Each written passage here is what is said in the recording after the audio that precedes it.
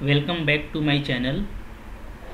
आज हम बात करेंगे GCD, GCD या HCF की।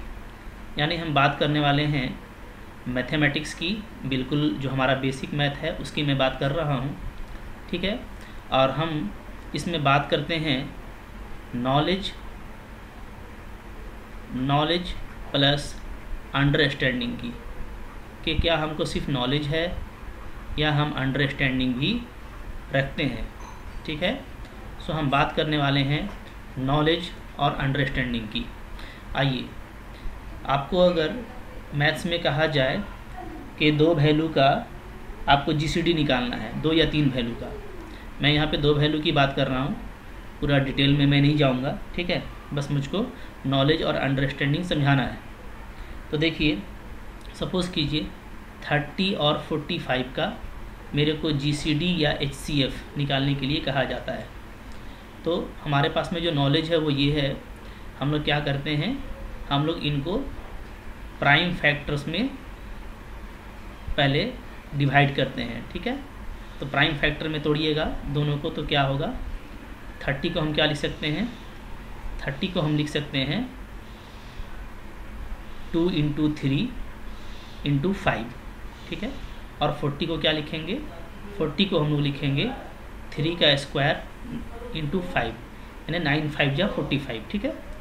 तो 30 हमारा हो गया 2 × 3 × 5 और 45 हमारा हो गया 3 स्क्वायर × 5।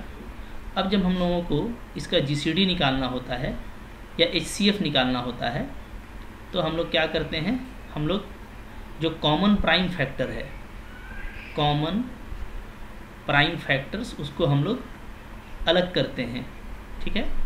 तो कॉमन प्राइम फैक्टर कौन कौन है यहाँ पे, एक तो आपको दिख रहा है दोनों में 3 है, 3, तो 3 हमारा बाहर हो जाएगा, और दोनों में एक 5 भी कॉमन है, तो 5 को भी बाहर करेंगे। सो जो GCD है वो हमारा 15 आ गया।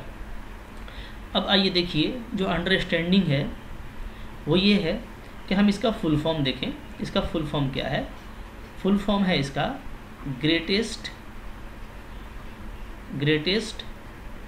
Common divisor, D for divisor, ठीक है। तो मेरे को डिवाइज़र निकालना है, सबसे पहला काम ये करेंगे, फिर उसमें हम कॉमन देखेंगे कि कॉमन कौन कौन है, और थर्ड में ये देखेंगे कि उसमें ग्रेटेस्ट कौन सा है। जैसे मैंने LCM को समझाया था, वही आपका GCD भी है, या उसको हम लोग HCF भी बोलेंगे, तो हाईएस्ट कॉमन फैक्टर एक ही मतलब बनेगा, ठीक है। इसका क्या होता है, इसका होता है highest common factor HCF, okay. तो अब देखें, अगर मैं 30 और 45 दोनों का ले लूँ, और दोनों का सबसे पहले मैं डिवाइज़र्स को लिखूँ, ठीक है। मैं यहाँ पे लिखता हूँ इनके डिवाइज़र्स, चलिए लिखिए। 30 का डिवाइज़र कौन कौन होगा, मतलब 30 को कौन कौन डिवाइड कर सकता है, ठीक है। तो 2 से स्टार्ट होगा, 2 डिवाइड करेगा, ठीक है। फिर 3 कर सकता है, फिर 5 कर सकता है, 6 कर सकता है, ठीक है। और कौन करेगा, 10 कर सकता है, 15 करेगा, और लास्टली 30 को डिवाइड करेगा।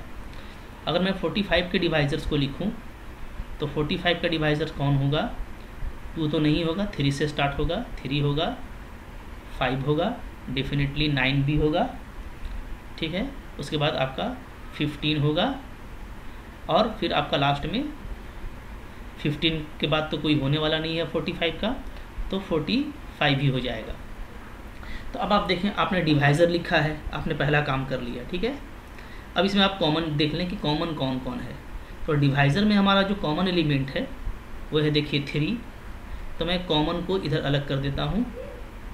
पहला कॉमन डिवाइज़र है 3, फिर अगेन 5 भी है, सो 5, देयर आफ्टर 15 है, सो 15, और इसी तरीके से ये आपका बढ़ता जाएगा, ठीक है। बढ़ता तो नहीं जाएगा, इसलिए कि हम लोगों ने मैक्सिमम देख लिया है, ठीक है। जो हमारा मैक्सिमम था वो इधर 30 और 45 है, तो ये हमारा लास्ट हो गया। ओके, अच्छा अब देखें इसमें मेरे को क्या देखना है, मेरे को इसमें देखना है सेकंड काम हो गया, डिवाइज़र हम लोगों ने निकाल लिया, ठीक है, उसमें हम लोगों ने कॉमन देख लिया। अब हमको ग्रेटेस्ट देखना है, थर्ड और फाइनल काम करना है। तो इसमें ग्रेटेस्ट कौन है, तो डेफिनेटली जो ग्रेटेस्ट है वो आपका ये है, दिस वन इज़ ग्रेटेस्ट, ठीक है। तो 15 हमारा ग्रेटेस्ट है, यानी हम लोगों ने देखा कि हमारा जो डिवाइज़र था उसके कॉमन में सबसे ग्रेटेस्ट एलिमेंट कौन है, 15, ठीक है। तो यानी हमारा आंसर क्या होगा, 15, ठीक है। यही हम लोगों ने इस टेक्निक से पाया था, अपने नॉलेज से। तो ये देखिए बच्चों को नॉलेज होता है कि कैसे निकालते हैं, और एग्ज़ाम में भी इसी से निकालना है, क्योंकि ये हमारे लिए एक इजी टेक्निक होता है। लेकिन अंडरस्टैंडिंग भी होनी ज़रूरी है। जैसा मैंने आपको बताया था कि नॉलेज और अंडरस्टैंडिंग, अगर हमारे पास ये दोनों जमा हो जाएंगे तब हम जा कर के मैथमेटिक्स में और अपने टॉपिक में familiar हो सकते हैं। और जितना हम familiar होंगे उतना हमको आगे के लिए मैथमेटिक्स रिसर्च का सोर्स प्रोवाइड करता है, ठीक है।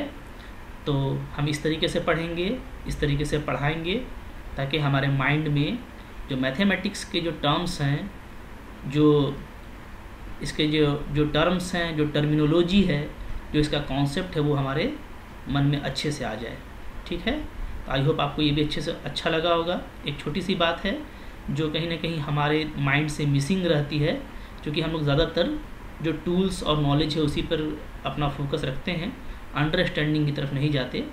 तो मेरा ये वीडियो बनाने का पर्पस यही है कि हम किसी भी चीज़ को नॉलेज और उसके अंडरस्टैंडिंग के साथ कंसिक्वेंटली familiar होते हुए उसको पढ़ें, ताकि वो हमारे लिए एक अच्छा सोर्स हमारे कंट्री के लिए फ्रूटफुल हो, ठीक है। आई होप आपको ये अच्छा लगा, तो अपने फ्रेंड्स में इसको शेयर कीजिए। पेरेंट्स हैं तो बच्चों को इस तरीके से पढ़ाइए, ठीक है। और मेरे चैनल पे अगर नए हैं तो सब्सक्राइब ज़रूर कीजिए। इस तरह के वीडियोस के लिए मेरे नोटिफिकेशन बेल को भी आप ऑन रखिए, ठीक है। Thank you for watching.